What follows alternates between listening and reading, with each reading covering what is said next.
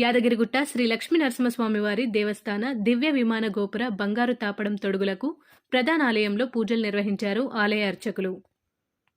దివ్య విమాన గోపురానికి బంగారు తాపడం తొడుగులు అమర్చే పనులు ప్రారంభించినట్టు తెలిపారు ఆలయ ఈవో భాస్కర్రావు. ఫిబ్రవరి 20వ తేదీ నాటికి విమాన గోపురానికి బంగారు తాపడం పనులు పూర్తవుతాయని అన్నారు.